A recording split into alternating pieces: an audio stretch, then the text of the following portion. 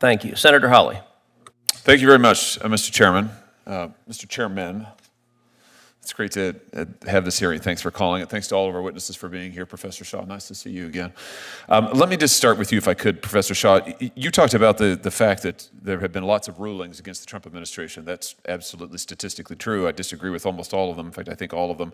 But the issue of this hearing really isn't the rulings, is it? It's the remedies. Would you agree? And those are distinct things. You may think that the ruling is quite correct, but that's actually not what we're talking about here today. We could have a hearing on that. Maybe we should. But we're talking today about the remedy. And the question is a remedy that binds parties who are not before the court, is that an appropriate thing? I mean, aren't you concerned about judges binding non-parties in their remedies? You may love the ruling, but even if you do, don't you think it's a little bit anomalous for courts to be going out there and binding parties who are not before them? I mean, is that something we want to encourage? Senator, I think that judges have been issuing rulings that impact non-parties since Marbury versus Madison, right? So you're not concerned about it? I'm not. I absolutely think that they can be abused, and wait a minute. You were very concerned about it just a couple of years ago. Yeah. You said in response to a nationwide injunction on the Biden FDA's mifepristone rules, and I quote, "This injunction's a travesty for principles of democracy, notions of judicial impartiality, and the rule of law." I think I've been consistent today. That was issued by Judge Kaczmarek in a single judge division. They're a problem. Those are a problem. With him personally? Wait, no. So your testimony is if it's issued by Judge Kaczmarek, it's bad? No, sir. It's personal? That is not my testimony. Is the problem with the injunction? You were criticizing the universal injunction issued by a judge in a single judge division. I've been very clear today that those are a problem. By a Republican judge in a Republican division, then it's bad. No, Senator. Otherwise, it's fine. No, Senator. I think that single judge divisions What is the are a problem. principal difference? I'm looking for a principle. I understand you hate the president.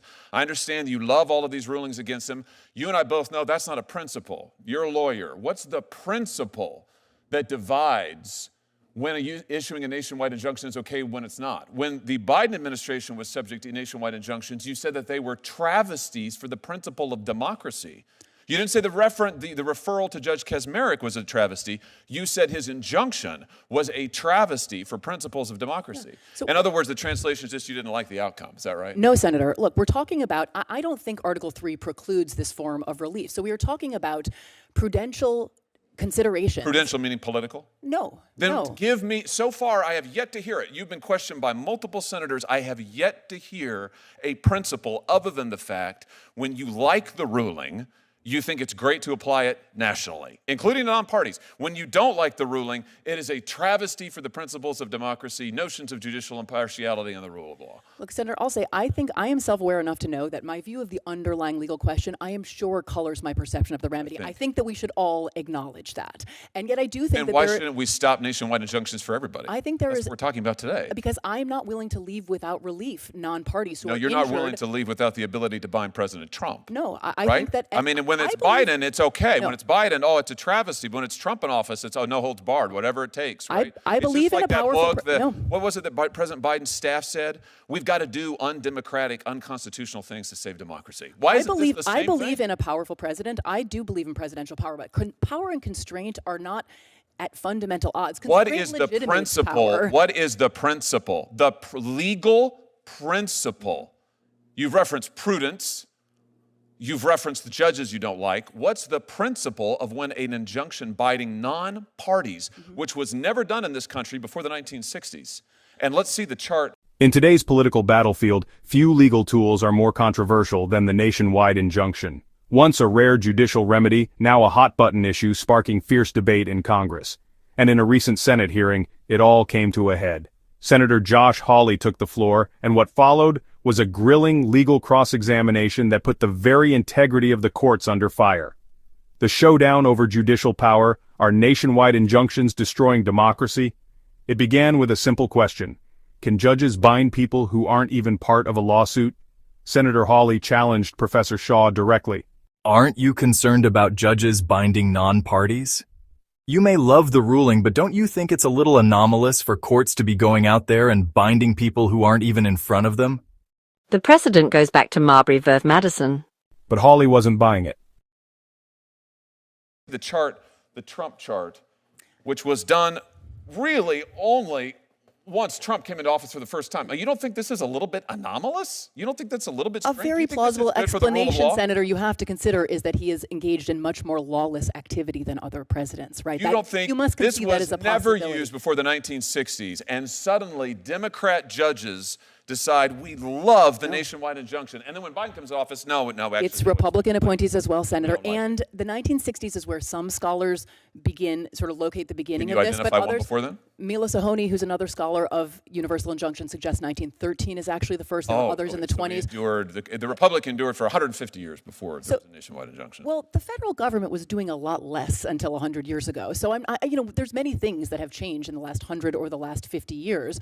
So long as it is a Democrat president in office, then we should have no nationwide injunctions. If it's a Republican president, then this is absolutely fine, warranted, and called for. How can our system of law survive on those principles, Professor? I think a system in which there are Is no that meaningful blind? constraints on the president is a very dangerous system That's of law. not what you thought when Joe Biden. That is not what you thought when Joe Biden was every president. president You is said that is constrained not what and you must said. be. You said it was Absolutely. a travesty for the principles of democracy, notions of judicial impartiality, and the rule of law. You also said Supreme when Joe Court senator Biden agreed- was president. Wait a minute, agreed wait a 9-0 minute. with me on you that also case, said to when be Joe clear. Biden was president, you said the idea that anyone would foreign shop to get a judge who would issue a nationwide injunction was just judges looking like politicians in robes. Again, it threatened the underlying legal system. People just trying to get the result they wanted. It was a travesty for the rule of law. But you're fine with all of that if it's getting the result that you want. Sir, the Supreme Court agreed unanimously with me in that case, right? There was no standing. The case should never have been allowed to proceed. Wait, and the what combination of case? parties without standing and the single judge division. No. We're talking. No, they did not. They did not issue a ruling on the nationwide injunction. You criticized the injunction nationwide. Listen, Issued in a case we can where go no round one and had round on this. standing. Here's the thing. We've now gone 6 minutes, and Senator Kennedy had you for 6 or 7. You couldn't identify a single principled basis. We all know the truth here, which is it's not just you. It's most of my colleagues over here on this side of the aisle, who I respect a great deal, and they were raising very principled objections to the nationwide injunction just 6 months ago, maybe 9 now. And you're probably right.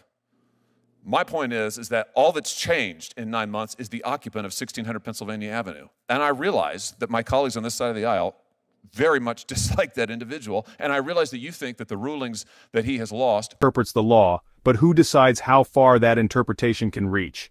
And when judges start binding the nation, maybe it's time the nation asks, who's watching the bench?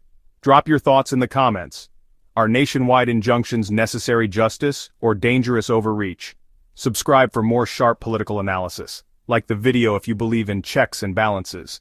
Share this with someone who cares about the future of our courts.